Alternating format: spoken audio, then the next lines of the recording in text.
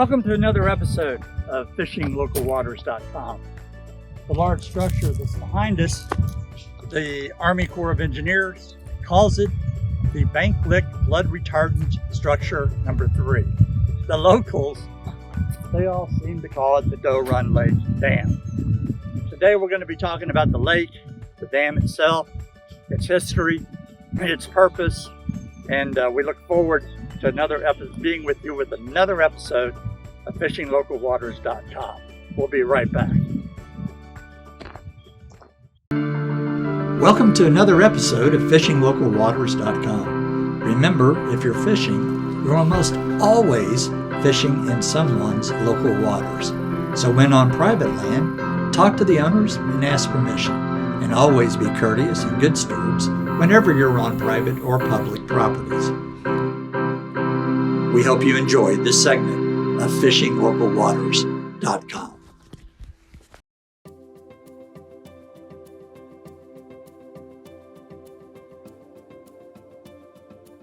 As we examine the dam, we will find that it is 112 feet tall and 950 feet across. It creates the Doe Run Lake, which has a surface area of 50.7 acres. The lake is fed by 2 creeks. Looking from the dam, the one to the left is Doe Run Creek, and the one coming in on the right is the Bullock Pen Creek. The water leaving the dam quickly merges into the Bank Lick Creek at the bottom of the hill. The crest elevation is 617.5 feet, with an emergency crest elevation of 640 feet, and the top of the dam is at an elevation of 658.9 feet. The dam structure was designed by the USDA in 1975 and dedicated in 1982, with much fanfare, I might add, as seen in the photos found in the archives of the Kenton County Library.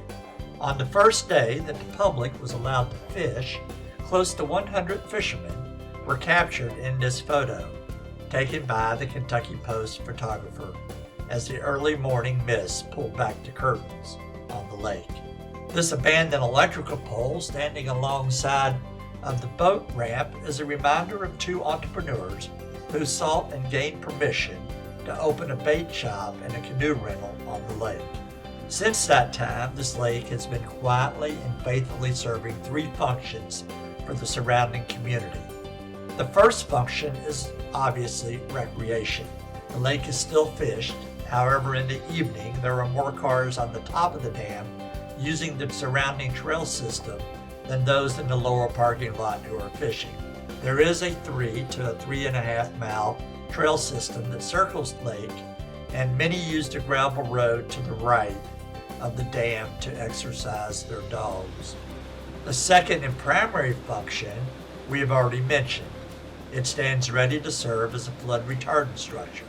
It is designed to hold back water during storms, and in the case of extreme weather, it is designed to channel water across the soccer field and down the spillway to the creek bed below. The third function is a role within the ecosystem that is unbeknownst to many.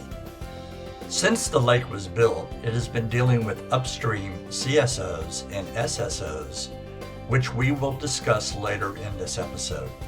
But first, let's start at the dam and take a virtual tour up Bullock Pen Creek.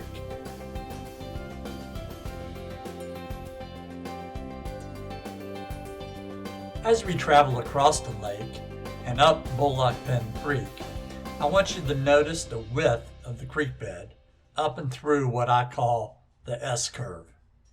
This widened creek bed is an indication of flash flooding. As we go through the S-curve, you will see 2 points where the sanitation lines cross the creek.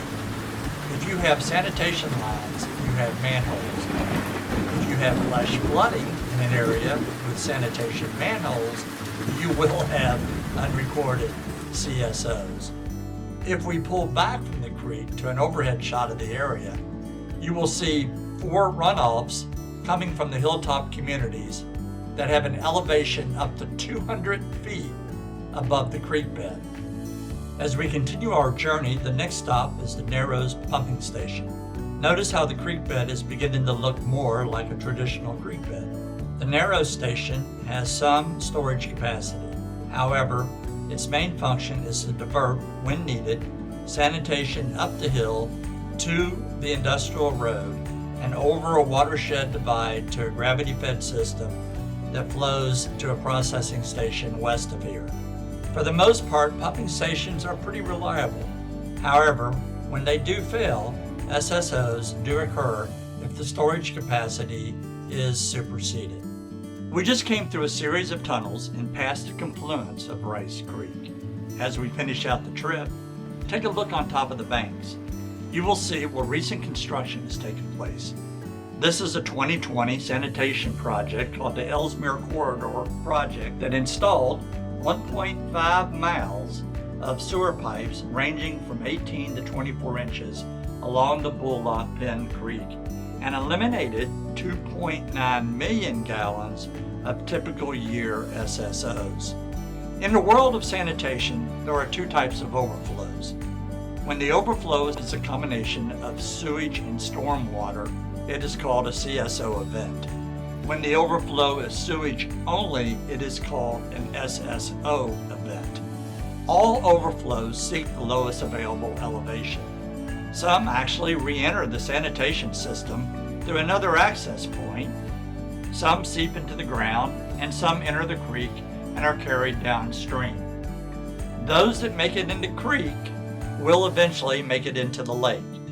That's when the lake performs its third, often overlooked function of collecting and dealing with upstream CSOs and SSOs. Based on reports that have been generated by the state of Kentucky, the EPA has Doe Run Lake listed as a 303D lake, classified as being impaired and a Category 5. As we dig into that data, we'll find that it's old and there hasn't been recent studies done, and they will list it as a low priority, they being the state of Kentucky. So that leaves us to wonder of how much loading has taken place on the lake and how well the lake has responded. So I decided I wanted to dig a little bit deeper, and so I called the Kentucky Fish and Wildlife, talked extensively to Jeff there, and 2 years ago they did an inventory on the fish, and the population seemed to be pretty good, and it seemed to be maintaining itself even though there was signs of some pollution coming into the lake. So that's good news. It appears the lake made the EPA 303D list from a Kentucky assessment that was made on 3/24 of 2011. Once listed, the EPA expects a TMDL, or a total maximum daily load report. A TMDL is a calculation of the maximum amount of pollutant that a water body can accept and still meet the state's water quality standard for public health and healthy ecosystems.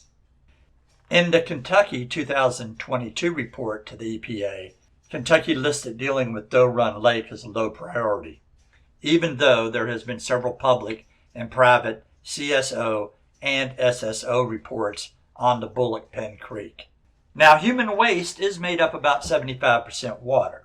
However, it just doesn't magically disappear. The process of decomposition is a bit more complicated than that.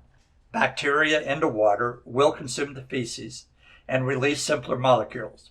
Lakes can successfully handle the introduction of some pollutants, but they can also be pushed over the edge. In closing, I wish that I could provide you with good data, hard data, in regards to the current condition of the lake. As I dug through and looked at things, I do not believe that the sampling has taken place. And quite honestly, there for a period of time, I don't think that there was a desire to look real hard. But as I begin to dig into the data and try to understand the condition of the lake, I did come by and meet several individuals and organizations who was working diligently towards the well-being of the lake. That would include the Bank Lick Watershed Council. There's a Friends of Doe Run Lake that you can find on Facebook. You have the SD1 engineers and the efforts and so forth that has been put towards major projects upstream to fix problems that was inherited in 1996 when SD1 took over all of the systems from the cities. So there's been a tremendous amount of work, and there's a lot of people that's involved. And let me not forget the Kentucky Fish and Wildlife. When I was talking to Jeff, they too had been up Bank Lick Creek looking at given situations and so forth. So it isn't like that there isn't a community that's working towards the well-being of the lake. I do believe that it's time, though, that we get some water samples taken here. We get an understanding of what the lake, where exactly the lake is, and if there's anything that we need to do to help with the lake. Now, let me say that I have always found that nature is a lot stronger than what we make her out to be. If you look at the old wall behind me, you'll see that eventually nature will take back everything that we try to build. Nature is going to be here longer than what we are. At some point, I'm afraid she's going to get tired and kick us off this planet. But on the other side of that, why not take care of the natural resources? And in this case, I would not call this a natural resource, but it is a resource that I believe that we should take care of, know more about, and if there was a way that we can take care of it for our own benefit, that we should look into that and do that. But I appreciate your time, and I appreciate you letting me spend another day with you at fishinglocalwaters.com. Until next time, take care.